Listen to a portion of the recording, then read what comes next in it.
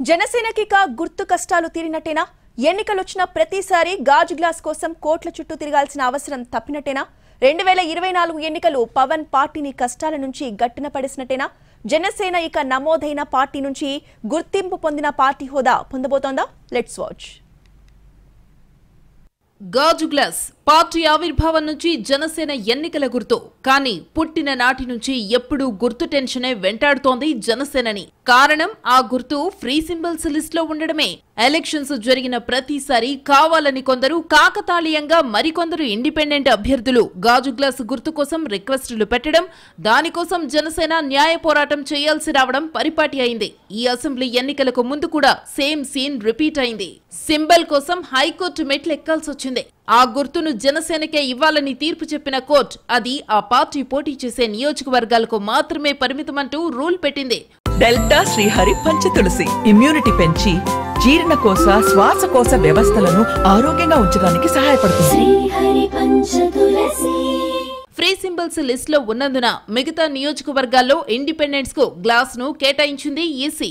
ఇది తమకు మైనస్ అవుతుందని ముందు కూటమి పార్టీలు భయపడ్డాయి. అందుకు తగ్గట్టే వైసీపీ కొందరు ఇండిపెండెంట్స్ ని ఆ దిశగా ప్రోత్సహించిందన్న వార్తలు కంగారు పెట్టాయి. కానీ ఫలితాల తర్వాత అలాంటిదేమీ జరగలేదని తేలిపోగా ఇప్పుడు చర్చంతా ఇక మీదటైనా గాజు గ్లాసు గుర్తు జనసేనకు పర్మనెంట్ గా ఉంటుందా అన్న అంశం చుట్టూ తిరుగుతోంది. ప్రస్తుతం జనసేన రిజిస్టర్డ్ పార్టీ మాత్రమే. అది రికగ్నైజ్డ్ పార్టీగా మారాలంటే కొన్ని నిబంధనలున్నాయి. ఇన్నాళ్లు వాటిని చేరుకోలేకపోయిన జనసేన ఈసారి ఘన విజయంతో తన గుర్తును పదిలం చేసుకోగలుగుతోంది.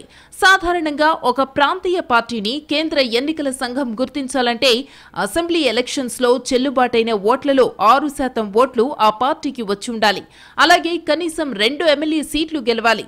దాంతోపాటు లోక్సభ ఎన్నికల్లో కూడా 6% ఓట్లు సాధించి కనీసం 1 ఎంపీ సీటును గెలిచి ఉండాలి.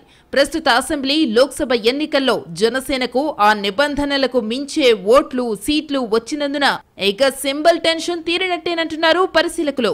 ఇక మీదట ఏ ఎన్నికలైనా పర్మనెంట్ గా గాజు గ్లాసు గుర్తుతోనే ఎలాంటి గండాలు లేకుండా పోటీ చేయడానికి లైన్ క్లియర్ అయింది. ఈ ఎన్నికలు జనసేనకు మంచి బూస్టింగ్ ఇవ్వడంతో పాటు ఓ పెద్ద కష్టాన్ని తీర్చినట్టయింది.